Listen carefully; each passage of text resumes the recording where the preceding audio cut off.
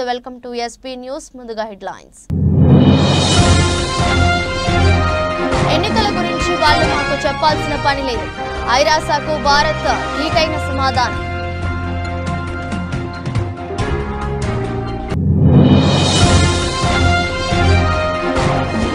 Target Rahul Gandhi. వైనాడ్లో high voltage ప్రచారానికి BJP plan.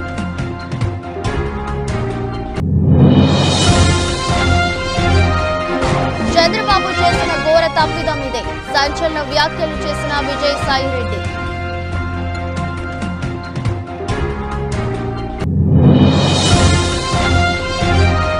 ఆంధ్రప్రదేశ్లో కాంగ్రెస్ సిపిఐ మధ్య సీట్ల సర్దుబాటు ఖరారు. ప్రచారం ప్రారంభించనున్న ఏపీ కాంగ్రెస్ అధ్యక్షురాలు షర్మిల.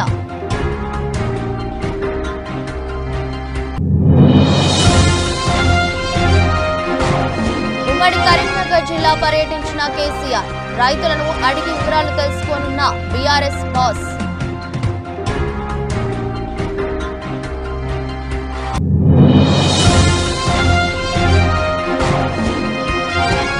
చెలరేగిన శశాంక్. గుజరాత్ పై పంజాబ్ సంచలన విజయం.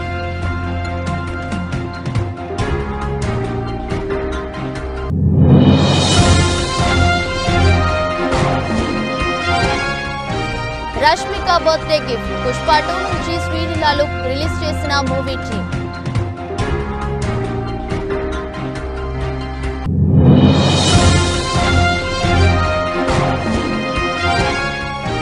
టెస్లాను హైదరాబాద్ కు రప్పించండి. ప్రభుత్వానికి కేటీఆర్ విజ్ఞప్తి.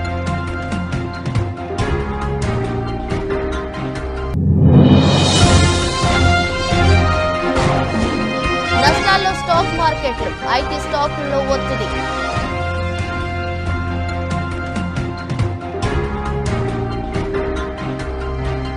భారత్లో ఎన్నికలు స్వేచ్ఛాయుత వాతావరణంలో నిష్పక్షపాతంగా జరుగుతాయని ఆశిస్తున్నామంటూ ఐక్యరాజ్య సమితి సెక్రటరీ జనరల్ ప్రతినిధి ఇటీవల చేసిన వ్యాఖ్యలపై భారత్ ధీటుగా బదులిచ్చింది. భారత్లో ఎన్నికల గురించి ఐక్యరాజ్య సమితి తమకు చెప్పాల్సిన అవసరం లేదని కేంద్ర విదేశాంగ మంత్రి జైశంకర్ వ్యాఖ్యానించారు. కాగా మద్యం పాలసీ కేసులో ఢిల్లీ ముఖ్యమంత్రి అరవింద్ కేజ్రీవాల్ అరెస్ట్, ప్రతిపక్ష కాంగ్రెస్ పార్టీ బ్యాంకు ఖాతాలను స్తంభింపజేయడం వంటి పరిణామాలపై ఓ విలేకరి అడిగిన ప్రశ్నలకు ఐరాస ప్రధాన కార్యదర్శి అధికార ప్రతినిధి స్టీఫెన్ డుజారిక్ మాట్లాడుతూ భారత్ సహా ఎన్నికలు జరగనున్న ఏ దేశంలోనైనా ప్రజల రాజకీయ పౌర హక్కుల రక్షణ ఉంటుందని, ప్రతి ఒక్కరూ స్వేచ్ఛగా నిష్పక్షపాతంగా ఓటు వేసే పరిస్థితులు ఉంటాయని తాము ఆశిస్తున్నట్లు చెప్పారు. ఐక్యరాజ్య సమితి వ్యాఖ్యలపై తాజాగా జైశంకర్ స్పందించారు. తన సహచర మంత్రి బీజేపీ అభ్యర్థి రాజీవ్ చంద్రశేఖర్ తరపున ఎన్నికల ప్రచారం కోసం జైశంకర్ గురువారం కేరళ వెళ్లారు. అక్కడ జరిగిన మీడియా సమావేశంలో మాట్లాడుతూ అపోహలు సత్యాలతో కూడిన ప్రశ్నకు బదులిస్తూ భారత ఎన్నికలపై ఐరాస ప్రతినిధి స్పందించారని జైశంకర్ వ్యాఖ్యానించారు. మన ఎన్నికలు స్వేచ్ఛగా నిష్పక్షపాతంగా జరగాలని ఐక్యరాజ్య సమితి చెప్పాల్సిన అవసరం లేదు. మాకు భారతదేశ ప్రజలు ఉన్నారు. వారే ఎన్నికలు సజావుగా జరిగేలా చూస్తారు. కాబట్టి దాని గురించి పెద్దగా చింతించాల్సిన పని లేదు అని జైశంకర్ తెలిపారు. Excellencies, it is my privilege to deliver the national statement on behalf of the Government of India at the third edition of the Summit of Democracy under the theme Democracy for Future Generations. This year's theme is one that resonates not just within the borders of India but echoes across the globe.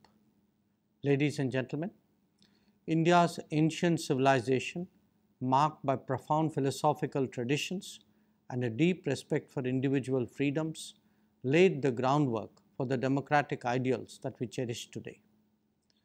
In the hallowed verses of our ancient text, we find echoes of democratic principles that advocated for participatory governance, for protection of individual rights, and the welfare of the entire society. Fast forward to the post-independence era. The framers of India's constitution, inspired by a rich legacy of democratic thought, meticulously crafted a document that would serve as a guiding light of what is today the world's largest democracy. The Indian Constitution, a beacon of pluralism. Rahul గాంధీని target చేసింది BJP. కేరళలోని వైనాడ్ నుంచి పోటీ చేస్తున్న రాహుల్ పై శస్త్రాలు ఉపయోగించేందుకు ready అయింది. గత ఎన్నికల్లో ఆమెది వైనాడ్ నుంచి పోటీ చేసి వైనాడ్లో మాత్రమే గెలిచారు రాహుల్. దీంతో ఈసారి ఆమెదిని వదిలేసి వైనాడ్ బరిలో మాత్రమే ఉన్నారాయన. వైనాడ్లో రాహుల్కు పోటీగా కేరళ బీజేపీ రాష్ట్ర అధ్యక్షుడు సురేంద్రన్ను బరిలోకి దిగడంతో ఎన్నికల పోరు ఆసక్తికరంగా మారింది. రెండో దశ ఎన్నికల్లో భాగంగా ఏప్రిల్ 26న కేరళలో వైనాడ్ స్థానానికి పోలింగ్ జరగనుంది. కాంగ్రెస్ అగ్రనేత రాహుల్ గాంధీ నామినేషన్ వేసిన 24 గంటల తర్వాత బీజేపీ అభ్యర్థి సురేంద్రన్ నామినేషన్ వేశారు. కాంగ్రెస్ తరపున రాహుల్ గాంధీ, సిపిఐ అభ్యర్థిగా డి రాజా భార్య అన్ని రాజా పోటీ చేస్తున్నారు. బీజేపీ తరపున రాష్ట్ర అధ్యక్షుడు కె సురేంద్రన్ను అభ్యర్థిగా బరిలోకి దిగారు. రాహుల్ గాంధీ ఇప్పటికే వైనాడ్ నుంచి నామినేషన్ వేశారు. మరోవైపు బీజేపీ అభ్యర్థి సురేంద్రన్ కూడా అట్టహాసంగా ర్యాలీ నిర్వహించి నామినేషన్ వేశారు.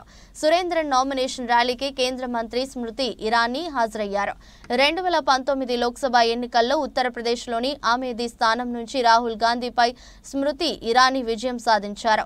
వైనాడ్ ర్యాలీలో రాహుల్ను టార్గెట్ చేశారు స్మృతి ఇరానీ.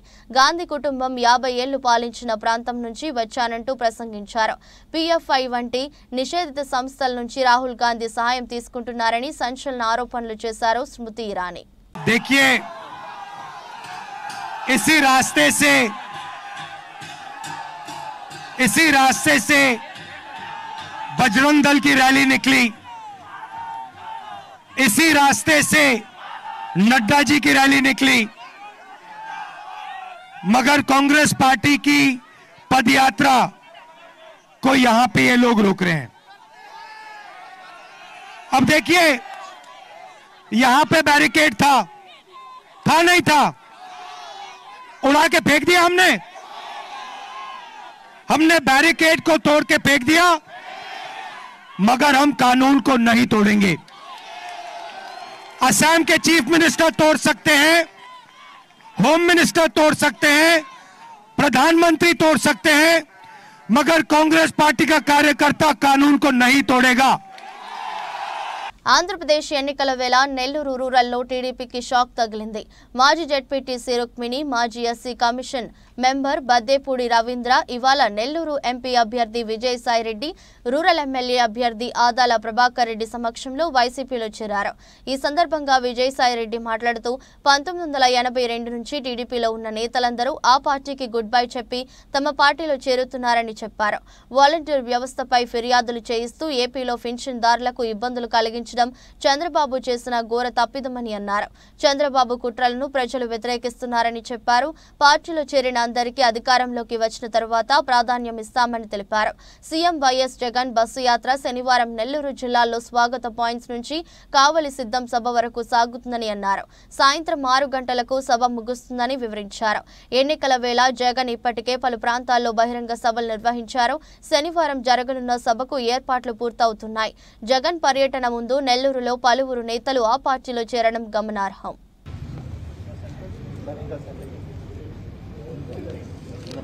పాత్రికేయ మిత్రులందరికీ హృదయపూర్వక నమస్కారం. ఈరోజు ఆదాల ప్రభాకర్ రెడ్డి అన్న ఆధ్వర్యంలో బద్దేపూడి రవి గారు, ఆయన సతీమణి వైఎస్ఆర్ కాంగ్రెస్ పార్టీలో చేరడం చాలా చాలా సంతోషంగా ఉంది. ఎన్టీ రామారావు గారు పార్టీ స్థాపించినప్పటి నుంచి 1982లో ఆ పార్టీలో నుంచి ఇప్పటి వరకు పనిచేస్తూ ఈరోజు వైఎస్ఆర్ కాంగ్రెస్ పార్టీలో చేరడం అంటే దీన్ని బట్టి మీరు అర్థం చేసుకోవచ్చు. వైఎస్ఆర్ కాంగ్రెస్ పార్టీ జగన్మోహన్ రెడ్డి గారి జన ప్రభంజనం ఎలా ఉంది, ఎలా సంక్షేమ పథకాల పట్ల కానీ అభివృద్ధి పథకాల పట్ల కానీ ప్రజలందరూ కూడా, నాయకులందరూ కూడా ఈరోజు బీఆర్ఎస్ అధినేత కేసీఆర్ ఉమ్మడి కరీంనగర్ జిల్లా పర్యటనకు బయలుదేరారు. కేసీఆర్ వెంట బీఆర్ఎస్ నాయకులు, రైతులు భారీగా తరలి వెళ్లారు. ఎర్రవల్లిలోని తన వ్యవసాయ క్షేత్రం నుంచి కేసీఆర్ రోడ్డు మార్గాన కరీంనగర్ జిల్లాకు చేరుకుని అక్కడ ఎండిపోయిన పంటలను పరిశీలించి రైతులకు భరోసా ఇవ్వనున్నారు. మరో గంటన్నరలో కరీంనగర్ రూరల్ మండలం మొగ్దుంపూర్కు కేసీఆర్ చేరుకుంటారు. అక్కడ ఎండిన పంటలను పరిశీలించనున్నారు. రైతులతో ఏర్పాటు చేసిన ముఖాముఖిలో పాల్గొంటారు. మధ్యాహ్నం 1 గంటకు కరీంనగర్లోని ఎమ్మెల్యే గంగుల కమలాకర్ నివాసంలో భోజనం చేస్తారు. 2 గంటలకు రాజన్న సిరిసిల్ల జిల్లా బోయిన్పల్లిలో ఎండిన పంటలను పరిశీలిస్తారు. తర్వాత 3 గంటలకు శబాష్పల్లి వంతెనపైకి చేరుకుని మధ్యమానేరును పరిశీలిస్తారు. సాయంత్రం 4 గంటలకు సిరిసిల్లలోని తెలంగాణ భవన్ కు చేరుకుని మీడియాతో మాట్లాడతారు. 5 గంటలకు తిరుగు ప్రయాణమై ఎర్రవల్లిలోని వ్యవసాయ క్షేత్రానికి చేరుకుంటారు. ఇండియన్ ప్రీమియర్ లీగ్ భాగంగా అహ్మదాబాద్లోని నరేంద్ర మోదీ స్టేడియంలో గురువారం ఇక్కడ గుజరాత్ టైటాన్స్ లో జరిగిన మ్యాచ్లో పంజాబ్ సూపర్ కింగ్స్ ఒక బంతి మిగిలి ఉండగానే 3 వికెట్ల తేడాతో విజయం సాధించింది. గుజరాత్ నిర్దేశించిన 200 పరుగుల లక్ష్యాన్ని ఛేదించేందుకు బరిలోకి దిగిన పంజాబ్ ఆటగాళ్లలో శశాంక్ సింగ్ 61, 29 బంతుల్లో 6 ఫోర్లు, 4 సిక్స్లతో అజేయంగా నిలిచి జట్టుకు విజయాన్ని అందించాడు. ఫలితంగా గుజరాత్ పై పంజాబ్ 19.5 ఓవర్లలో 7 వికెట్ల నష్టానికి 200 పరుగులతో గెలుపొందింది. మిగతా పంజాబ్ ఆటగాళ్లలో ప్రభసిమ్రాన్ సింగ్, జానీ బేర్స్టో, అశుతోష్ శర్మ పరుగులతో రాణించగా జితేష్ శర్మ, సికందర్ రాజా, శిఖర్ ధావన్, సామ్ కరణ్, హరప్రీత్ బరార్ పేలవ ప్రదర్శనతో ఒకరి తర్వాత మరొకరు పెవిలియన్ చేరారు. గుజరాత్ బౌలర్లలో నూర్ అహ్మద్ 2 వికెట్లు తీయగా అజ్మతుల్లా, ఒమర్ జాయ్, ఉమేష్ యాదవ్, రషీద్ ఖాన్, మోహిత్ శర్మ, దర్శన్ నల్కండే తలో వికెట్ తీసుకున్నారు. పంజాబ్ జట్టు విజయంలో కీలక పాత్ర పోషించిన శశాంక్ సింగ్ కు player of the match award దక్కింది. అల్లు అర్జున్, రష్మిక మందన్న హీరోయిన్స్ గా నటిస్తున్న చిత్రం పుష్ప 2 సుకుమార్ డైరెక్ట్ చేస్తున్న ఈ చిత్రం శరవేగంగా చిత్రీకరణ జరుపుకుంటుంది. మొదటి పార్ట్ కి వచ్చిన హైప్ ని దృష్టిలో పెట్టుకుని సుకుమార్ ఈ చిత్రాన్ని చాలా భారీగా తెరకెక్కిస్తున్నారు. కాగా నేడు రష్మిక పుట్టినరోజు కావడంతో ఈ మూవీలో శ్రీవల్లి ఫస్ట్ లుక్ పోస్టర్ ని ఆడియన్స్ ముందుకు తీసుకువచ్చారు. పుష్ప 1 సమయంలో రిలీజ్ చేసిన ఫస్ట్ లుక్ లో రష్మిక చాలా సింపుల్ గా పల్లెటూరి అమ్మాయిలా కనిపించారు. ఇక ఈ సెకండ్ పార్ట్ నుంచి రిలీజ్ చేసిన ఫస్ట్ లుక్ లో పట్టు చీర, ఒంటి నిండా నగలు, కాటుక కళ్లతో పవర్ఫుల్ లేడీగా కనిపిస్తున్నారు. ఈ సెకండ్ పార్ట్ లో శ్రీవల్లి పాత్ర కూడా పుష్పలా పవర్ఫుల్ గా ఉంటుందని రష్మిక గతంలోనే చెప్పారు. ఇప్పుడు ఈ పోస్టర్ చూస్తుంటే అది నిజమే అనిపిస్తుంది. ఎలక్ట్రిక్ కార్ల తయారీలో ప్రపంచ దిగ్గజ కంపెనీ టెస్లాను తెలంగాణకు రప్పించేందుకు రాష్ట్ర ప్రభుత్వం కృషి చేయాలని బీఆర్ఎస్ వర్కింగ్ ప్రెసిడెంట్ కె తారక రామారావు ప్రభుత్వానికి విజ్ఞప్తి చేశారు. టెస్లా బృందాన్ని ఆహ్వానించి ఇక్కడి ప్రగతిశీల పారిశ్రామిక విధానాలపై వారికి అవగాహన కల్పించాలని ఎక్స్ వేదికగా సూచించారు. టెస్లా కంపెనీ భారత్లో 2 నుంచి $3 బిలియన్ పెట్టుబడితో ఎలక్ట్రిక్ కార్ల తయారీ ప్లాంట్ను నెలకొల్పేందుకు ముందుకొచ్చిందని, ఇందుకు దేశంలో సరైన ప్రాంతాన్ని అన్వేషిస్తుందని పేర్కొన్నారు. ఈ నేపథ్యంలో టెస్లాను హైదరాబాద్కు తెచ్చేందుకు ప్రభుత్వం కృషి చేయాలన్నారు. గత కేసీఆర్ ప్రభుత్వం ప్రవేశపెట్టిన పారిశ్రామిక అనుకూల విధానాలతో పెద్ద ఎత్తున దిగ్గజ కంపెనీలు రాష్ట్రంలో ఏర్పాటయ్యాయని గుర్తు చేశారు. ఎలక్ట్రిక్ కార్ల పరిశ్రమ ఏర్పాటుకు రాష్ట్రంలో తగిన ఎకోసిస్టమ్ ఉన్నదని పేర్కొన్నారు. అమర్ రాజా కంపెనీ మహబూబ్ నగర్ జిల్లాలో భారీ స్థాయిలో బ్యాటరీల తయారీ పరిశ్రమను ఏర్పాటు చేస్తుందని, మహీంద్రా అండ్ మహీంద్రా కంపెనీ ట్రాక్టర్లు, కమర్షియల్ వాహనాల తయారీ పరిశ్రమను జహీరాబాద్ నిర్వహిస్తుందని, అదే ప్రాంతంలో హ్యుందాయ్ కంపెనీ 1400 కోట్ల పెట్టుబడితో టెస్టింగ్ ట్రాక్ ను ఏర్పాటు చేస్తుందని వివరించారు. ఈ నేపథ్యంలో టెస్లా వంటి కంపెనీ రాకతో రాష్ట్రంలో ఆటోమొబైల్ రంగానికి, ముఖ్యంగా ఎలక్ట్రిక్ వాహనాల తయారీకి మరింత అనుకూల వాతావరణం ఏర్పడుతుందన్న ఆశాభావాన్ని వ్యక్తం చేశారు. స్టాక్ మార్కెట్లు నష్టాల్లో కొనసాగుతున్నాయి. ఉదయం 10:17 బీఎస్ఈ సెన్సెక్స్ 146 పాయింట్లు నష్టపోయి 74,081 వద్ద కొనసాగుతుంది. ఎన్ఎస్ఈ నిఫ్టీ 41 పాయింట్లు నష్టపోయి 22,473 వద్ద ట్రేడ్ అవుతుంది.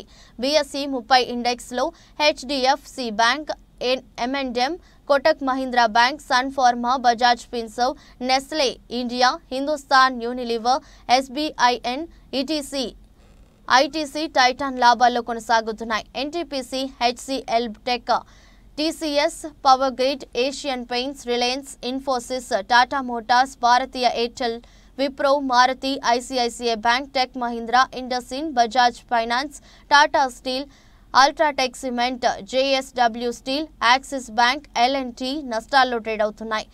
శిక్షణ అకాడమీని సెటప్ చేయడానికి అఫోర్జా క్లౌడ్ మరియు మొబైల్ సొల్యూషన్స్ కంపెనీతో ఎల్టీఐ మైండ్ ట్రీ వ్యూహాత్మక భాగస్వామ్యంపై సంతకం చేసింది. శుక్రవారం ఆర్బీఐ మానిటరీ పాలసీ సమావేశం నిర్ణయాలు వెల్లడించారు. రేపో రేటును యథాతథంగా ఉంచుతూ ఆర్బీఐ నిర్ణయం తీసుకుంది. మార్కెట్ అంచనా వేసినట్లుగానే ఆర్బీఐ నిర్ణయం తీసుకుంది. ఆహార ద్రవ్యోల్బణం గణనీయమైన అస్థిరతను చూపుతూనే ఉందని ఆర్బీఐ తెలిపింది. గ్లోబల్ డే 2 జీడీపీ నిష్పత్తి ఎక్కువగా ఉందని శక్తికాంత దాస్ తెలిపారు. సార్వత్రిక ఎన్నికల్లో విశాఖ వైఎస్ఆర్సీపీ పార్లమెంట్ అభ్యర్థిగా పోటీ చేస్తున్న శ్రీమతి బొత్స ఝాన్సీ ప్రచారంలో దూసుకుపోతున్నారు. అడుగడుగునా ప్రజలు బ్రహ్మరథం పడుతున్నారు.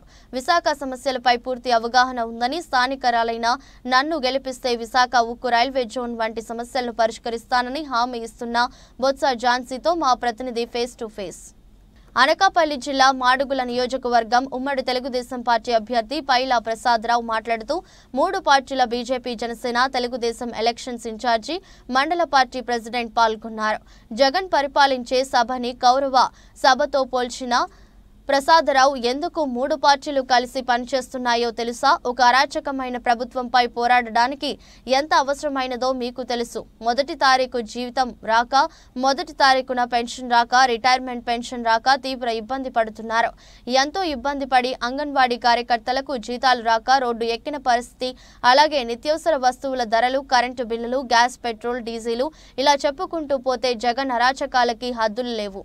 ఇలాంటి అరాచకమైన ప్రభుత్వాన్ని ఎండగట్టాలంటే 3 పార్టీలు ఉమ్మడిగా పోరాడి చంద్రబాబు నాయుడిని ముఖ్యమంత్రి చేయాలని కోరారు.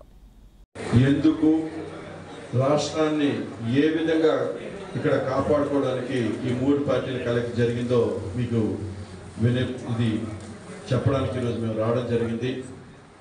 ఈరోజు మీ అందరికీ తెలుసు, తెలుగుదేశం, జనసేన, బీజేపీ కలయిక ఒక అరాచక ప్రభుత్వంపై పోరాటానికి ఈ కలయిక ఎంత అవసరం అనేది మీ అందరికీ తెలిసిందే.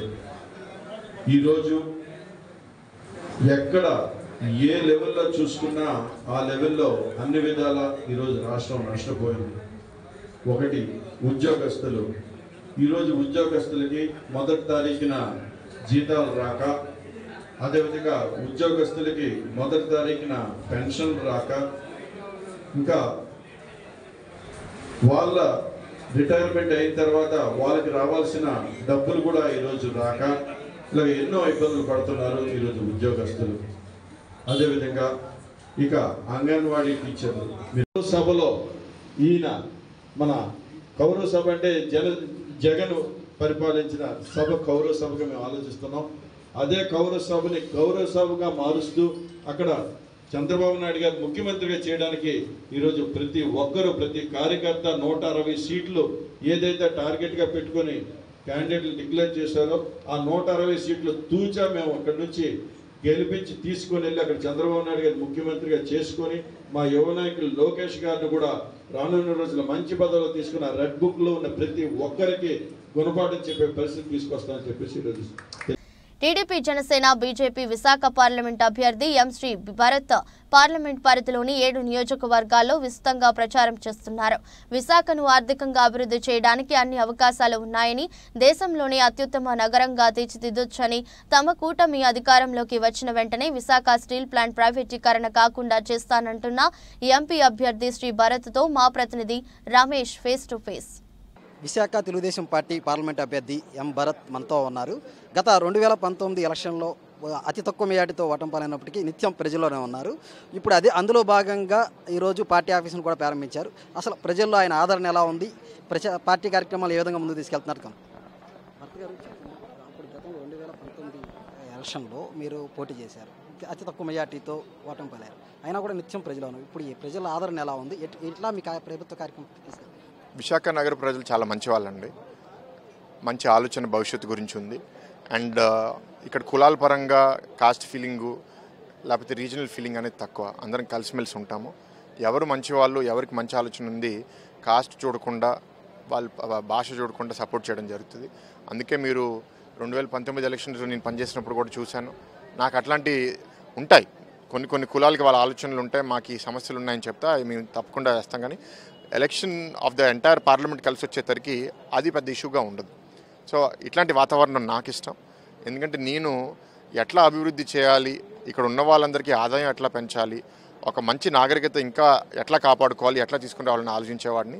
ఇక్కడ అది నాకు చాలా బాగా గత 5 సంవత్సరాలుగా ఎక్కడికి వెళ్ళినా జనాలు నన్ను స్వీకరించారు. ఎలక్షన్స్లో కూడా స్వీకరించి బాగా ఓటేస్తారని నమ్ముతున్నాను. అంటే ముఖ్యంగా 2019 నుంచి మీరు 5 ఏళ్ళు ప్రజల్లోనే ఉన్నారు. అంటే ప్రజలు ఎటువంటి సమస్యలు గుర్తించారు, ఈ 5 ఏళ్లలో ఎలా ఉంది ప్రభుత్వ పరిపాలన అని మీరు గమనించారు? విభజన అయిన తర్వాత రాష్ట్రానికి చాలా అన్యాయాలు జరిగినాయండి. 2014 నుంచి 19 మధ్యలో మేము కొన్ని తీసుకుని రాగలిగాము. అప్పుడు కొన్ని తీసుకుని రాలేని పరిస్థితుల్లో అప్పుడు ఎన్డీఏ నుంచి బయటకు వెళ్ళడం జరిగింది. మమ్మల్ని ఓడించి వీళ్ళకి 25 ఎంపీలు ఇస్తే మెడల్ వంచి తీసుకొస్తా అన్నారు. మెడల్ వంచి కాదు, వీళ్ళు మెడల్ వంచి అందరికీ నమస్కారం చేస్తున్నారే తప్ప ఏమీ చేయట్లేదు. బీజేపీ ఇచ్చిన ప్రతి బిల్ మీద రాజ్యసభలో 1 సైడెడ్గా ఓటేస్తున్నారు. అది కాదనట్లేదు. మీరు ఆ ఓటేసినప్పుడు తిరిగి రాష్ట్రానికి ఏదో తీసుకుని రావాలి కదా. ఏం తీసుకొచ్చారంటే ఒకటి చూపించుకోలేకపోతున్నారు. అది బాధాకరం. తప్పకుండా మేము ఇవాళ కూటమిలో కలవడానికి కారణం ఏంటి అంటే అప్పుల పాలు అయిపోయిన రాష్ట్రాన్ని కాపాడుకోవాలి, కేంద్రం నుంచి నిధులు తీసుకుని రావాలి. ఆ విధంగా మేము పనిచేసి తీసుకొస్తాం. ఇప్పుడు కూటమిలో చూసుకుంటే ఇప్పుడు కూటమి అభ్యర్థుల విషయంలో చూసుకుంటే ముఖ్యంగా మీ 7 నియోజకవర్గాలు ఏవైతే ఉన్నాయో అంటే కొంచెం చిన్న చిన్న అసంతృప్తులు ఉన్నాయి సీట్ల టైంలో. దాన్ని ఏ విధంగా మీరు సమన్వయం చేసుకున్నారు? కుటుంబంలో ఇలా కలిసినప్పుడు సమస్యలు అనేది సహజం అండి. తప్పకుండా మేము అందరినీ కలుపుకొని ముందుకెళ్తాము. అందరూ మా కుటుంబ సభ్యులే. We don't see any issue. Thank you. అంటే భరత్ గారు చూసుకుంటే అనకాపల్లి జిల్లా చోడవరం నియోజకవర్గం చోడవరం ఎమ్మెల్యే ఆగడాలు వ్యాపారస్తులకి అండగా నిలుస్తానని అనకాపల్లి ఎంపీ అభ్యర్థి సీఎం రమేష్ అన్నారు. అనకాపల్లి జిల్లా చోడవరం బుచ్చిబాబు ట్రేడర్స్ కజారియా టైల్స్ షాపులో జీఎస్టీ అధికారులు సోదాలు నిర్వహించారు. టైల్స్ షాపు బుచ్చిబాబు సపోర్టుగా ఎంపీ అభ్యర్థి సీఎం రమేష్, ఎమ్మెల్యే అభ్యర్థి కేఎస్ఎన్ఎస్ రాజు మద్దతుగా కార్యకర్తలతో నిలిచారు. గత ఎలక్షన్లలో ₹1 ధర్మశ్రీకి ఇచ్చాం, ఇప్పుడు 4 రోజులుగా డబ్బులు ఇమ్మని వేధిస్తున్నాడు, ఇవ్వము అన్నందుకే ఈ వేధింపులు అని బాధితుడు వాపోయాడు. స్థానిక ఎమ్మెల్యే ధర్మశ్రీ డౌన్ డౌన్ అంటూ నినాదాలు చేశారు. అధికారులు దౌర్జన్యం నశించాలంటూ కార్యకర్తలు నినాదాలతో హోరెత్తిస్తున్నారు.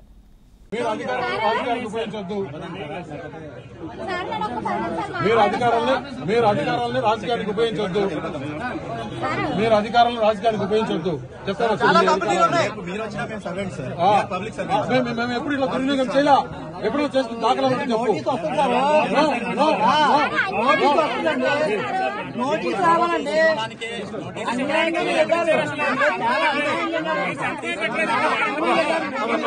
నోటీస్ ఇవ్వలేదు, ఏమి ఇవ్వలేదు. నెక్స్ట్ ఏమో మనకి వచ్చిన వెంటనే అందరు ఫోన్లు ఆఫ్ చేస్తారు. ఫోన్లే అయిపోయింది అంటే మాకు నోటీస్ ఇవ్వాలి కదా. ఇచ్చిన తర్వాత చెక్ చేయాలి. ఓకే, అది అయిపోయిన తర్వాత ధర్మశ్రీ అండ్ వీళ్ళు ఆఫీసర్స్ కలిపి మా వ్యాపార నిమిత్తం ఇక్కడ ఉంచుకున్న 25 లక్షలు పట్టుకొని వెళ్ళిపోయారండి. మాకు ఎలాగైనా న్యాయం జరగాలి. న్యాయంగా 200 మంది 300 మందికి ఇక్కడ మనం ఉపాధి కల్పిస్తున్నాం. న్యాయంగా వ్యాపారం చేసుకుంటున్నాం. వ్యవసాయం చేసుకుని ఇక్కడ వరకు వచ్చాము. ఫ్యామిలీ మొత్తం పొద్దున్న నుండి సాయంత్రం వరకు కష్టపడి వ్యాపారం చేసుకుంటాం. మనం అన్యాయంగా చేసేది ఏమీ లేదు. వాళ్ళు అన్యాయంగా మన దగ్గరకు వచ్చి మా నగదంతా దోచుకొని వెళ్ళిపోయారండి. మీరే ఎలాగైనా న్యాయం చేయాలి. ఇది ధర్మశ్రీ అండ్ ఈ ఆఫీసర్స్ కలిపి చేసిన కుట్ర. మిగతా షాపులన్నీ కూడా రన్ అవుతున్నాయండి. వాళ్ళ దగ్గరికి వెళ్ళలేదు, మా దగ్గరికి వచ్చారంటే. మిగతా వాళ్ళ షాపులన్నీ రన్ అవుతున్నాయి. ఓన్లీ మేము ఎందుకంటే నాన్నగారు వాళ్ళకి ఓటు వేయను అన్నారు. ఓటు వేయము, మీరు చేసిందంతా అక్రమం, అన్యాయం, ప్రజల దగ్గర అందరి దగ్గర దౌర్జన్యంగా దోచుకున్నారు. సో మేము మీకు ఓటు వేయమని ముఖాముఖిగా చెప్పేసిన తర్వాత మన దగ్గరికి వచ్చి పంపించి ఇలా కావాలని చేయించారు. ఇదంతా మొత్తం కంప్లీట్ గా వాళ్ళు ప్రీ ప్లాన్ గా చేసి మా దగ్గర ఎలాగైనా మమ్మల్ని మోసం చేసి మన దగ్గర డబ్బంతా లాగి వాళ్ళ ఎలక్షన్ యూజ్ చేద్దామని చేసిన ప్లాన్ అండి ఇది. మా దగ్గర మాకున్న మేము వ్యవసాయం నిమిత్తం పెట్టుకున్న 25 లక్షలు వాళ్ళు పట్టుకెళ్లిపోయారు. మాకు ఎలాగైనా మీరే న్యాయం చేయాలి, మాకు ఆ డబ్బు తిరిగి రావాలి. Thank you. భారత మాజీ ఉప ప్రధాని బాబు జగజీవన్ రామ్ 116వ జయంతి ఉత్సవాలు మహబూబాబాద్ పట్టణంలో మదర్ తెరీసా సెంటర్లోని బాబు జగజీవన్ రామ్ విగ్రహం వద్ద జరిగాయి. ఈ కార్యక్రమానికి ముఖ్య అతిథిగా హాజరైన జిల్లా collector and magistrate Advait Kumar Singh, SP Sudhir Ramnath Kekhan, అదనపు కలెక్టర్లు, స్థానిక సంస్థలు, లెనిన్ వత్సల్, టోప్హో డేవిడ్లు ఆయన విగ్రహాలకు పూలమాలలు వేశారు. అనంతరం వారు మాట్లాడుతూ బాబు జగజీవన్ రామ్ ఆశయాలను ప్రతి ఒక్కరూ ఆలోచించాలని, కాపాడాలని, ఈ సందర్భంగా వారిని ఘనమైన నివాళులర్పిస్తున్నట్లు తెలిపారు. ఈ కార్యక్రమంలో జిల్లా అధికారులు, Mahabubabad RDO Alivelu, municipal commissioner Ravinder, తహసీల్దార్ Bhagwan Reddy, hostel welfare officer సిబ్బంది, వివిధ రాజకీయ కుల ప్రజా సంఘాల నేతలు పూలమాలలు వేసి బాబు జగజీవన్ రామ్ విగ్రహానికి పూలమాలలు వేసి నివాళులర్పించారు. బలవంతమైన వర్గాల్ని చైతన్యవంతమైన వర్గాలు మొత్తం కూడా వెనకకు నెట్టివేసిన అగ్రకుల అహంకారం మాటలు తప్ప మనం ఎన్నడూ కూడా బలహీనం అని చెప్పి బలహీన వర్గాలం అని చెప్పి చెప్పుకోవడం మాత్రం తప్పు. ఎందుకంటే ఈరోజు 100% ఈ దేశంలో మనమేమున్నాం. దామాషా పద్ధతి ప్రకారం మన అధికారాన్ని మన రాజ్యాన్ని మనం అడగవలసిన అవసరం ఉన్నది. బలహీనులు అని చెప్తున్న మన బలహీనం చేస్తున్నారు. కానీ మన బలహీనం ఆ తర్వాత ప్రతి ఒక్క గవర్నమెంట్లో కాంగ్రెస్ గవర్నమెంట్లో కానివ్వండి, తర్వాత జనతా గవర్నమెంట్లో కానివ్వండి, పెద్ద పెద్ద పదవులను అధిరోహించి బడుగు బలహీన వర్గాల యొక్క హక్కుల కోసం పోరాడిన యొక్క దిగ్గజన గారిని మనం ఎంతో ఆదర్శంగా తీసుకోవాల్సిన అవసరం ఉంది. వారి ఆశయాల్ని మనం ముందుకు తీసుకెళ్లాల్సిన అవసరం ఉన్నది. ఎందుకంటే ఆ రోజుల్లో ఎంతో పీడనకు గురైన ఈ యొక్క బడుగు బలహీన వర్గాలకు ఒక ఆశాజ్యోతిగా ఒక కంటిన్యూగా, అది కూడా ఒక మధ్యలో లేకుండా కాకుండా మొత్తం ఆయన జీవిత చరమాంకం వరకు కూడా ప్రజాసేవలో అత్యున్నత ఎంతో గర్వకారణంగా నిలిచిపోయాయి. కాబట్టి అలాగే వారి కుమార్తె తెలంగాణ రాజ్యం తెలంగాణ ఉద్యమంలో ఉవ్వెత్తున పోరాటం జరుగుతూ ఉంటే పార్లమెంట్లో ఆమె స్పీకర్గా ఉండి తెలంగాణ బిల్లుని పాస్ చేసిన ఘనత జగ్జీవన్ రామ్ కుటుంబానికి వాళ్ళకే చెందుద్దని మనస్ఫూర్తిగా కోరుకుంటూ వారి పుట్టినరోజు సందర్భంగా మహబూబాబాద్ జిల్లా ప్రజలందరికీ శుభాకాంక్షలు తెలియజేస్తా ఉన్నాం. బలహీన వర్గాల్లో పుట్టి ఉన్నతమైన విద్యను అభ్యసించి మరి ఎస్సీల కొరకు మరి అదేవిధంగా బడుగు బలహీన వర్గాల కొరకు ఎనలేని సేవలు చేసి మరి వారు మరి ఇల్లు లేని నిరుపేదలకు ఇల్లు నిర్మించి మరి బాబాసాహెబ్ అంబేద్కర్ గారు ఏదైతే మార్గంలో పోయిండో ఆ మార్గాన్ని అనుసరించి మరి ఈరోజు ఆంధ్రప్రదేశ్లో కాంగ్రెస్ సిపిఐ మధ్య సీట్ల ఒప్పందం కుదిరింది. ఒక ఎంపీ 8 అసెంబ్లీ స్థానాల్లో సిపిఐ పోటీ చేయనుంది. గుంటూరు పార్లమెంట్ స్థానాన్ని సిపిఐకి కేటాయించింది కాంగ్రెస్ పార్టీ. విజయవాడ, పశ్చిమ విశాఖపట్నం, పశ్చిమ అనంతపురం, పతికొండ, తిరుపతి, రాజాంపేట, ఏలూరు, కమలాపురం లోక్సభతో పాటు ఆంధ్రప్రదేశ్ ఎన్నికల షెడ్యూల్ ఇప్పటికే విడుదలైన విషయం తెలిసిందే. అసెంబ్లీ ఎన్నికలకు ఈ నెల 18న నోటిఫికేషన్ విడుదల కానుంది. కాంగ్రెస్ మొదటి జాబితాని ఇప్పటికే విడుదల చేసింది. తొలి జాబితాలో 114 అసెంబ్లీ స్థానాలకు 5 లోక్సభ స్థానాలకు అభ్యర్థులను ఖరారు చేసింది. కడప లోక్సభ నుంచి ఎంపీసీసీ అధ్యక్షురాలు వైఎస్ షర్మిలారెడ్డి పోటీ చేయనున్నట్లు ప్రకటించింది. అలాగే కాకినాడ నుంచి పల్లం రాజు, రాజమహేంద్రవరం నుంచి గిడుగు రుద్రరాజు, బాపట్ల నుంచి జేడీ శీలం పోటీ చేయనున్నారు. కర్నూలు నుంచి రామ్ పుల్లయ్య యాదవ్ పోటీ చేస్తారు. ఏపీలో ఓటింగ్ మే 13న ఉంటుంది. ఎన్నికల ఫలితాలు జూన్ 4న విడుదలవుతాయి. ఇవన్నీ ఒక ఎత్తు అయితే ఈరోజు రాజశేఖర రెడ్డి బిడ్డ కడప పార్లమెంటుకు పోటీ చేయడానికి కారణం అదే జగన్మోహన్ రెడ్డి గారు. ఎవరైతే రాజశేఖర రెడ్డి గారి తమ్ముడు వివేకానంద రెడ్డి గారిని హత్య చేశారో మళ్లీ ఆ హత్య చేసిన వాళ్ళకే జగన్మోహన్ రెడ్డి గారు మళ్లీ ఎంపీ టికెట్. ఈరోజు కడప పార్లమెంట్ సీటు మళ్లీ వాళ్ళకే ఇచ్చారు జగనన్న గారు అంటే ఇక అహంకారం కాకపోతే దీన్ని ఏమనుకోవాలి? అధికారం ఇచ్చింది ఎందుకు? అధికారం ఇచ్చింది జగనన్న గారికి స్పెషల్ స్టేటస్ తీసుకొస్తారు. ఓట్లేసింది ఎందుకు? పోలవరం ప్రాజెక్టు కడతారని. ముఖ్యమంత్రిని చేసింది ఎందుకు? రాజధాని కడతారని. కానీ ఆ అధికారాన్ని ఆ పదవిని ఈ రోజు జగనన్న గారు హంతకులను కాపాడటం కోసం వాడుతున్నారు అంటే ఇది దురదృష్టం కాకపోతే ఇంకా ఏమిటి? ఇది దుర్మార్గం కాకపోతే ఇంకా ఏమిటి? ఈ రోజు రాజశేఖర రెడ్డి బిడ్డను నేను ఈ అన్యాయాన్ని అడ్డుకోవడానికే ఈ రోజు రాజశేఖర రెడ్డి బిడ్డ కడప ఎంపీగా పోటీ చేస్తుంది కాంగ్రెస్ పార్టీ తరఫున. మళ్లీ హంతకులు గెలవకూడదని, మళ్లీ హంతకులకు చట్ట సభలకు వెళ్లకూడదని రాజశేఖర రెడ్డి బిడ్డ ఈ నిర్ణయం తీసుకుంది. ఒకవైపు నేను రాజశేఖర రెడ్డి బిడ్డనున్నాను, ఇంకోవైపు రాజశేఖర రెడ్డి తమ్ముడు వివేకానంద రెడ్డిని హత్య చేసిన అవినాష్ రెడ్డి ఉన్నారు. ఎవరిని ఎంచుకుంటారో నిర్ణయం మీ చేతుల్లోనే ఉంది. ఒకవైపు న్యాయం కోసం నిలబడ్డ నేనున్నాను, ఇంకోవైపు అధికారాన్ని వాడుకుంటున్న అవినాష్ రెడ్డి ఉన్నాడు. వార్తలు ముగించే ముందు మరోసారి హెడ్లైన్. ఎన్నికల గురించి వాళ్ళు మాకు చెప్పాల్సిన పని లేదు. ఐరాసాకు భారత్ ధీటైన సమాధానం.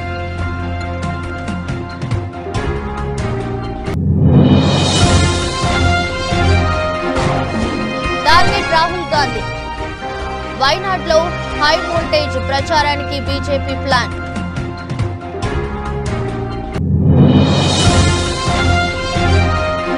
చంద్రబాబు చేసిన ఘోర తప్పిదం ఇదే. సంచలన వ్యాఖ్యలు చేసిన విజయసాయి రెడ్డి.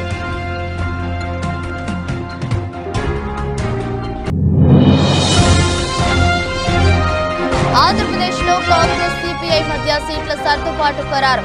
ప్రచారం ప్రారంభించనున్న ఏపీ కాంగ్రెస్ అధ్యక్షురాలు షర్మిల.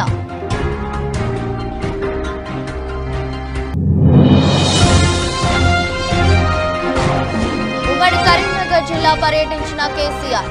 రైతులను అడిగి వివరాలు తెలుసుకోనున్న BRS boss.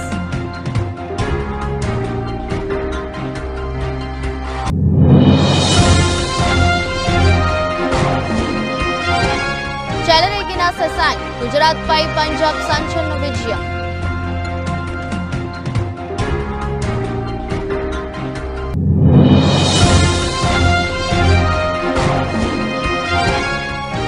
Rashmika birthday gift. Pushpa 2 నుంచి శ్రీలీల లుక్ రిలీజ్ చేసిన మూవీ టీం.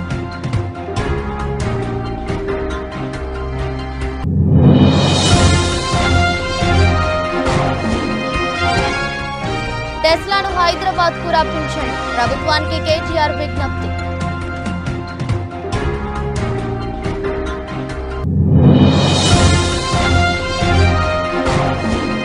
నష్టాల్లో స్టాక్ మార్కెట్లు. ఐటీ స్టాకుల్లో ఒత్తిడి.